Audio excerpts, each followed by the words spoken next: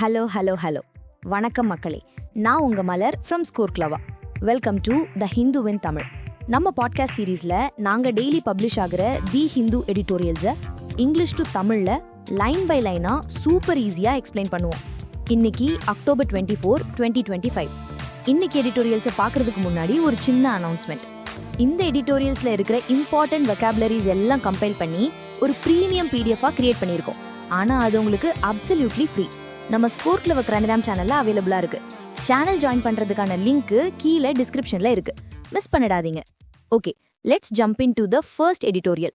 Title: good job on Tamil Nadu and women in hazardous jobs.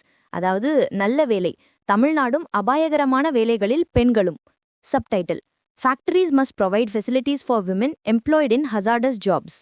அபாயகரமான வேலைகள்ல நியமிக்கப்படுற பெண்களுக்கு ஃபேக்டரிஸ் கண்டிப்பா வசதிகள் செஞ்சு தரணும். Okay, let's start. Small incremental steps are what set a flywheel in motion. சின்ன படிப்படியான முயற்சிகள் தான் ஒரு பெரிய ஃப்ளைவீலை, அதாவது ஒரு பெரிய சக்கரத்தையே சுழல வைக்கும்.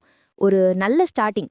As far as labor laws go, the Tamil Nadu government's proposal to allow women to be employed in about 20 operations listed as dangerous and from which they were prohibited from being employed in so far is progressive. தொழிலாளர் சட்டங்களை பொறுத்த வரைக்கும் தமிழ்நாடு அரசாங்கம் ஒரு proposal கொண்டு வந்திருக்காங்க. இதுக்கு முன்னாடி அபாயகரமானதுன்னு சொல்லி பெண்கள் வேலை செய்ய தடை செய்யப்பட்டிருந்த சுமார் 20 விதமான வேலைகள்ல இனிமே பெண்களை அனுமதிக்கலாம் அப்படிங்கிறது தான் அந்த ப்ரப்போசல். இது ஒரு முற்போக்கான விஷயம். The government has proposed amendments to the Tamil Nadu factories rules 1950. அரசாங்கம் 1950 வந்த தமிழ்நாடு தொழிற்சாலைகள் விதிகள்ல சில திருத்தங்களை முன் வச்சிருக்காங்க. To allow women to take up even jobs titled hazardous or dangerous when these rules come into practice. இந்த விதிகள் நடைமுறைக்கு வரும்போது அபாயகரமான அல்லது ஆபத்தானன்னு சொல்லப்படுற வேலைகளையும் பெண்கள் செய்யலாம்னு அனுமதிக்கிறாங்க. Only pregnant women and young persons will be barred from these jobs. கர்ப்பிணி பெண்களுக்கும் இளம் வயதினருக்கும் மட்டும் இந்த வேலைகள்ல இருந்து விலக்கு அளிக்கப்படும். That's a sensible rule, of course. Earlier, the government had amended the rules to allow women to be deployed on the night shift in factories. இதுக்கு முன்னாடி இதே மாதிரி விதிகளை திருத்தி பெண்கள் ஃபேக்டரியில நைட் ஷிஃப்ட்ல வேலை செய்யறதுக்கு அரசாங்கம் அனுமதி கொடுத்திருந்தாங்க. Changing the historic practice of keeping them out. பல காலமா அவங்கள நைட் ஷிஃப்ட்ல இருந்து வெளியே வச்சிருந்த அந்த பழக்கத்தை மாத்தி. In this recent amendment which was hosted in the public realm for feedback in September, இப்போ கொண்டு வந்திருக்கிற இந்த திருத்தத்தை செப்டம்பர் மாசம் பொதுமக்களோட கருத்துக்காக வெளியிட்டிருக்காங்க.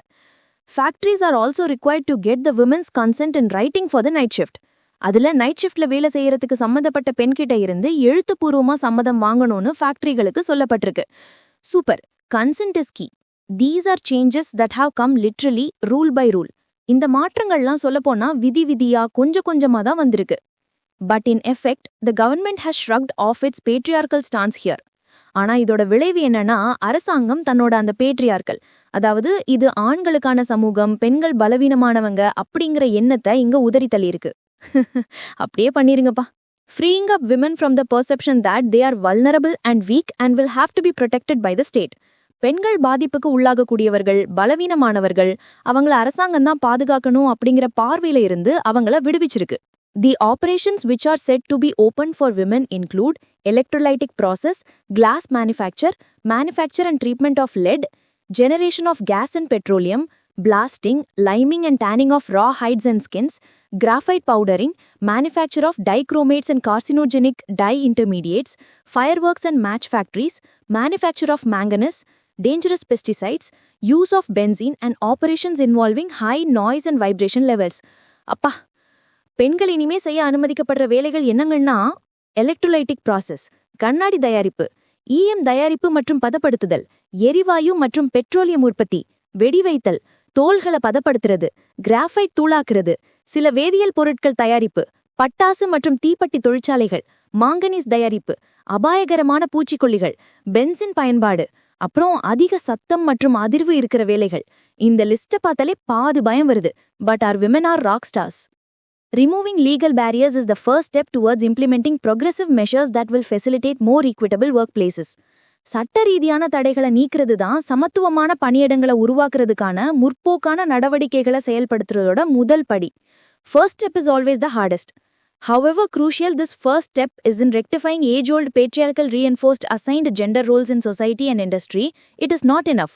சமூகத்திலையும் தொழில்துறையிலையும் பல காலமா இந்த ஆணாதிக்கத்தால திணிக்கப்பட்ட பாலின பாத்திரங்களை சரி செய்ய இந்த முதல் படி ரொம்ப முக்கியம்தான். ஆனாலும் இது மட்டுமே போதாது. This should be followed up by provision of adequate amenities and facilities for women. இதை தொடர்ந்து பெண்களுக்கு போதுமான வசதிகளையும் வாய்ப்புகளையும் செஞ்சு கொடுக்கணும். Including separate toilets, changing rooms and closed areas for conducting medical checks that are mandated for such industries. இதுல தனி கழிப்பறைகள், உடை மாற்றும் அறைகள், அப்புறம் இந்த மாதிரி தொழில்களுக்கு கட்டாயமாக்கப்பட்ட மருத்துவ பரிசோதனைகளை செய்யறதுக்கு மூடிய இடங்கள்ல அடங்கும். Basic needs, right? Besides drop home facilities in places that have hitherto had no women workers at all.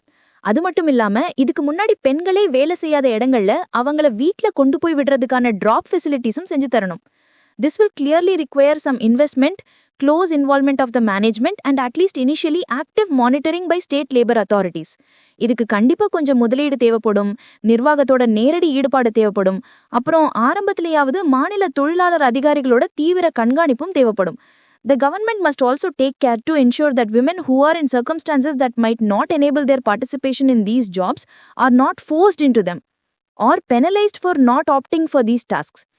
Very important point. இந்த வேலைகள்ல சேர முடியாத சூழ்நிலையில இருக்கிற பெண்கள் அதுல சேரதுக்கு கட்டாயப்படுத்தாம இருக்கிறதையும் அரசாங்கம் உறுதி செய்யணும். இல்லனா இந்த வேலைகளை தேர்ந்தெடுக்காததுக்காக அவங்க தண்டிக்கப்படாம இருக்கிறதையும் பாத்துக்கணும். Very important point. Without this being set in place, இதையெல்லாம் சரியா நடைமுறைப்படுத்தாம விட்டா any progressive measure to dismantle the barriers that keep Indian society from being a more equitable job market will turn out to be a damn squeak. இது ஒரு nice இடியம். damn squeakனா நினைச்சதை நடக்காம disappoint ஆகுறது. Hey guys, ஒரு சின்ன break. உங்க preparation ஜேர்னில vocabulary, idioms and ஃப்ரேசஸ்லாம் படிக்கிறது ரொம்ப கஷ்டமா இருக்கா? ஒரு தடவை படிச்சாலும் மறந்து போயிடுதா? இனிமே அந்த கவலை வேண்டாம். ஸ்கோர் கிளவர் ஆப் இப்போ கூகுள் பிளே ஸ்டோர்ல அவைலபிளா இருக்கு. எங்களோட யூனிக் லேர்னிங் டெக்னிக் யூஸ் பண்ணி நீங்க ஒரு தடவை படிச்சா போதும், லைஃப் டைம்க்கு மறக்கவே மாட்டீங்க. ஆப் டவுன்லோட் பண்ணி ட்ரை பண்ணி பாருங்க. அப்புறம் நம்ம பாட்காஸ்ட் இனிஷியேட்டிவ் எப்படி இருக்குன்னு கமெண்ட்ல சொல்லுங்க. உங்க ஃபீட்பேக் எங்களுக்கு ரொம்ப முக்கியம். இந்த மாதிரி ஒரு பாட்காஸ்ட் கிரியேட் பண்ண நிறைய எஃபர்ட் எடுத்துக்கிறதுனால ப்ளீஸ் உங்க சப்போர்ட்டை காட்டுங்க. லைக் பண்ணுங்க, ஃப்ரெண்ட்ஸ் கூட ஷேர் பண்ணுங்க, மறக்காம சப்ஸ்கிரைப் பண்ணுங்க. Okay, back to the second editorial. Title: synthetic media on labelling of AI generated content. அதாவது செயற்கை ஊடகம், ஏஐ ஆல் உருவாக்கப்பட்ட உள்ளடக்கத்தை லேபிள் செய்வது பற்றி. Subtitle: the requirement of labelling AI generated imaginary is a good start. AI ஆல் உருவாக்கப்பட்ட படங்களை லேபிள் செய்யணுன்ற தேவை ஒரு நல்ல ஆரம்பம். Artificial intelligence generated deep fakes or synthetically generated images and videos have been proliferating on social media. AI மூலமா உருவாக்குற deep fakes, அதாவது செயற்கையா உருவாக்குற images and videos சமூக வலைத்தளங்கள்ல ரொம்ப வேகமா பரவிட்டிருக்கு. Ever since generative AI made photorealistic content as easy as typing a description of a given scene. ஒரு காட்சியோட விளக்கத்தை டைப் செஞ்சாலே போதும், தத்ரூபமான கண்டென்ட்டை உருவாக்குற அளவுக்கு ஜெனரேட்டிவ் ஏஐ வந்ததுல இது நடந்துட்டு இருக்கு. நம்ம தளபதிய ஹாலிவுட் படம்லாம் நடிக்கிற மாதிரிலாம் வீடியோ பார்த்தோம்ல, அந்த மாதிரி தான். As this technology developed rapidly over 2024, concerns were raised over electoral integrity and disinformation amplified with the aid of such AI-generated content. 2024ல இந்த டெக்னாலஜி ரொம்ப வேகமா வளர்ந்தப்போ தேர்தல் நேர்மை பற்றியும் இந்த மாதிரி ஏஐ கண்டென்ட் மூலமா பரப்பப்படுற தப்பான தகவல்கள் பற்றியும் கவலைகள் எழுப்பப்பட்டுச்சு. While those concerns did not reach the peaks of the feared outcomes, அந்த கவலைகள் எல்லாம் நாம பயந்த அளவுக்கு பெரிய பிரச்சனையா மாறலனாலும் AI slop has become pervasive from low budget advertisements to high budget political caricatures. AI குப்பைன்னு சொல்ற அளவுக்கு இது எல்லா இடத்துலயும் பரவிருச்சு. சின்ன பட்ஜெட் விளம்பரங்கள்ல இருந்து பெரிய பட்ஜெட் அரசியல் கேலி சித்திரங்கள் வரைக்கும். In this context, the Union government's move to propose mandatory labeling of AI-generated content with an amendment to the IT Rules 2021. இந்த சூழல்ல மத்திய அரசாங்கம் ஐடி விதிகள் 2021ல ஒரு திருத்தம் கொண்டு வந்து ஏஐயால் உருவாக்கப்பட்ட கண்டென்ட்டுக்கு கட்டாயமா லேபிள் போடணும்னு சொல்றது advances the global conversation somewhat in navigating this phenomenon. இந்த விஷயத்தை எப்படி கையாளறது அப்படிங்கிற உலகளாவிய விவாதத்தை கொஞ்ச தூரம் முன்னோக்கி எடுத்துட்டு போகுது. It is unclear how big a problem of being unable to identify AI slop is for internet users in India. இந்தியால இருக்கிற இன்டர்நெட் பயனர்களுக்கு இந்த ஏஐ குப்பைய அடையாளம் காண முடியாதது எவ்ளோ பெரிய பிரச்சனைன்னு சரியா தெரியல. Also the world's second largest AI user base. India தான் உலகத்திலேயே 2வது பெரிய ஏஐ பயனர் அலம். 2 key factors tilt the scales in favour of acting. ஆனா 2 முக்கிய காரணங்கள் இதுக்கு எதிரா நடவடிக்கை எடுக்கணும்னு சொல்லுது. As with pre-AI disinformation and misinformation, lies and misleading content may at any time explode into virality. ஏஐக்கு முன்னாடி இருந்த தப்பான தகவல்கள் மாதிரி பொய்களும் தவறான கண்டென்ட்டும் எந்த நேரத்திலையும் வைரலாகி வெடிக்கலாம். Granting them a disproportionate place in the democratic setup.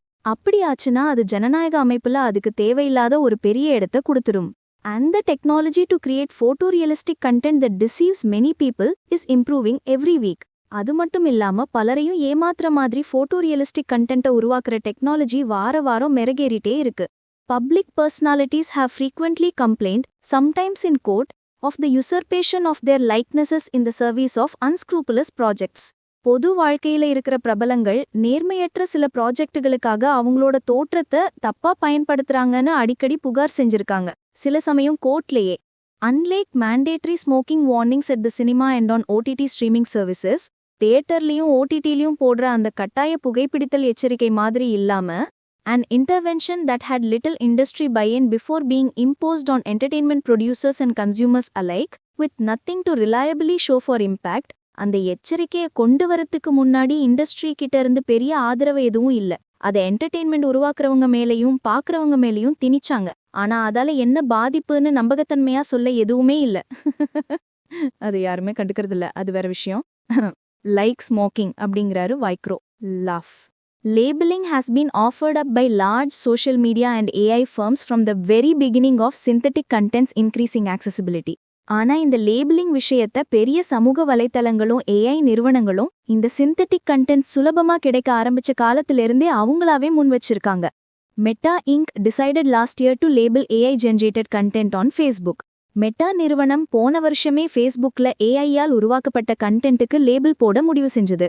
While the Coalition for Content Provenance and Authenticity (C2PA) has brought industry players together for working on digital provenance issues, borrowing a concept from the art appraisal world.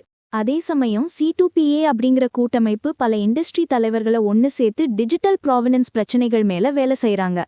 ப்ராவெனன்ஸ்னா ஒரு art பீஸோட origin, அதோட history. So digital ப்ராவெனன்ஸ்னா ஒரு digital content எங்க இருந்து உருவாச்சுன்னு கண்டுபிடிக்கிறது. Subordinate legislation may not have been the ideal instrument to effect this change. ஒரு துணை சட்டம் மூலமா இந்த மாற்றத்தை கொண்டு வரது ஒரு சரியான வழிலா இல்லாம இருக்கலாம். The IT rules already regulate streaming services, social media content removals, and the now prohibited real money gaming industry, all without being tested in Parliament. IT விதிகள் ஏற்கனவே streaming services, social media content நீக்கிறது, அப்புறம் இப்ப தடை செய்யப்பட்டிருக்கிற real மணி gaming இண்டஸ்ட்ரின்னு எல்லாத்தையும் கட்டுப்படுத்துது. ஆனா இது எதுவுமே பாராளுமன்றத்துல விவாதிக்கப்படல. At some point these rules need to be explicitly considered by people's representatives. ஏதோ ஒரு கட்டத்துல இந்த விதிகளை பத்தி மக்களோட பிரதிநிதிகள் வெளிப்படையா விவாதிக்கணும். Technology policy makers have mused throughout the internet era that regulation lags behind innovation. Internet காலம் முழுவதுமே தொழில்நுட்ப கொள்கை வகுப்பாளர்கள் என்ன யோசிச்சிருக்காங்கன்னா, ரெகுலேஷன் எப்போதுமே இன்னோவேஷனுக்கு பின்னாடி தான் வருதுன்னு. The government must be willing to follow up this proposal with agile action. அரசாங்கம் இந்த ப்ரப்போசலை தொடர்ந்து சுறுசுறுப்பான நடவடிக்கைகளை எடுக்க தயாராக இருக்கணும். Both in terms of relaxing rules that have outlived their utility and introducing new ones according to requirement. அது தன்னோட பயன்பாட்டை இழந்த விதிகளை தளர்த்துறதாவும் இருக்கலாம், தேவைக்கு ஏத்த மாதிரி புதிய விதிகளை அறிமுகப்படுத்துறதாவும் இருக்கலாம். All right folks, that's a wrap for today's session. Hope this was useful. ஆனா வெயிட், இங்க முடியல. நம்ம ப்ரிப்பரேஷனோட மோஸ்ட் எக்ஸைட்டிங் பார்ட் இனிமே தான் வருது. நீங்க இன்னைக்கு கத்துக்கிட்ட vocabularies டெஸ்ட் பண்ண ரெடியா? நம்ம ஸ்கோர் கிளவர் டெலிகிராம் சேனல்ல டெய்லி 7 PM எடிட்டோரியல் vocabulary லீக்னு ஒரு லைவ் குவிஸ் நடக்குது. It's the IPL for editorial vocabulary. Monthly leagues, scores, ரிவார்ட்ஸ்னு செம்ம ஃபன்னா இருக்கும். உங்க ஃப்ரெண்ட்ஸ் கூட காம்பீட் பண்ணி உங்க vocabulary பவரை ப்ரூவ் பண்ணுங்க. குவிஸ்ல ஜாயின் பண்றதுக்கான லிங்க்கும் கீழே டிஸ்கிரிப்ஷன்ல இருக்கு. Don't miss it. See you all there at 7 PM sharp. நான் உங்க Malar signing off. Tata, bye by.